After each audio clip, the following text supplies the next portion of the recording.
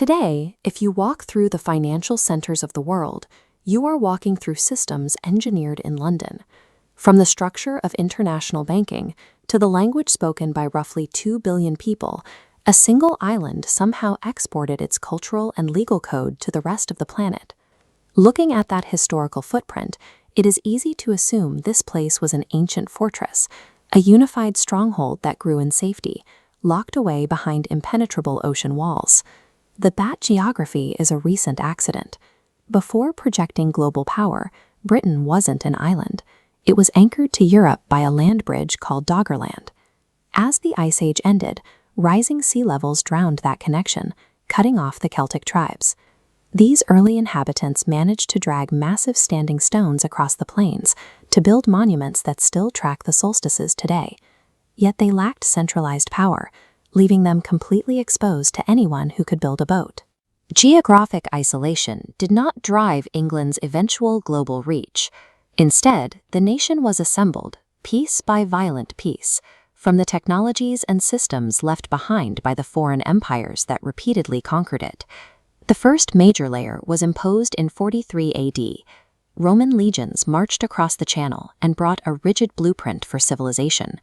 They carved straight roads through dense forests and established the island's first true urban centers, including a riverside trading post they called Londinium. For nearly 400 years, the Romans laid down a physical foundation of cut stone, legal codes, and vast bath complexes, engineering and infrastructure meant to last forever. But stone and mortar cannot govern themselves. When the Roman borders stretched too thin and collapsed under barbarian pressure back on the continent, the legions packed up and left. Without the military to enforce order, the infrastructure remained, but the society fractured back into tribal chaos.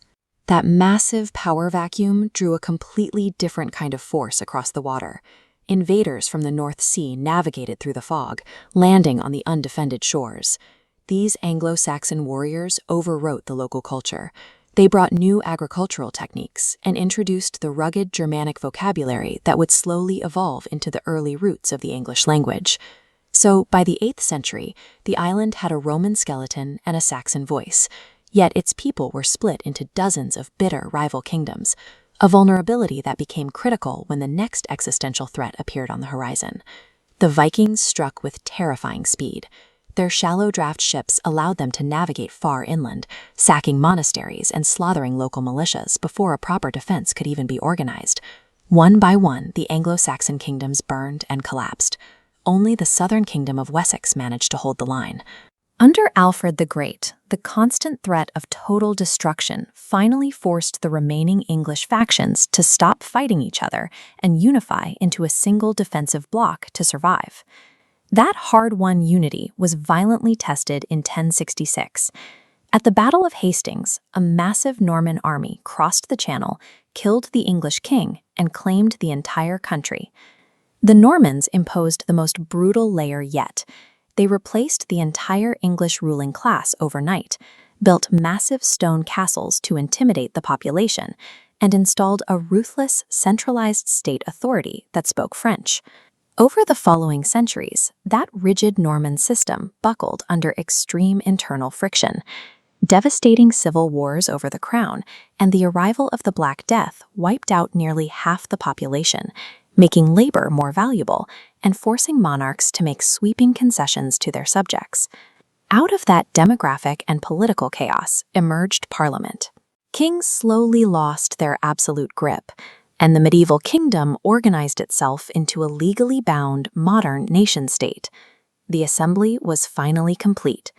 England now possessed the infrastructure of Rome, the cultural voice of the Saxons, the unity forced by the Vikings, and the bureaucratic efficiency of the Normans. And it was about to point all of that machinery outward. By the 1500s and 1600s, the island that had spent a millennium absorbing invasions decided to launch its own. They harvested their dense oak forests to construct a navy capable of projecting force across the open ocean. In the 18th century, steam engines began to replace animal muscle. The resulting industrial revolution turned grim English cities into the manufacturing engine for the entire planet. The resulting expansion was unmatched in human history. At its peak, this tiny island controlled nearly a quarter of the Earth's surface, exporting its trade networks and legal systems to the Americas, Africa, and Asia. This global reach was extracted through colonization and systemic exploitation. The same pursuit of territory and resources eventually drew the nation into the industrial-scale slaughter of 2 world wars, which left its own cities in ruins. Today, the empire is gone, and the country has physically contracted back to its original borders. Yet the fingerprints of its expansion are permanently encoded into global commerce and diplomacy. The English ability to project power across the globe grew from survival. Centuries of absorbing foreign systems and internalizing the strengths of its conquerors turned a vulnerable island into a force capable of reshaping the modern world.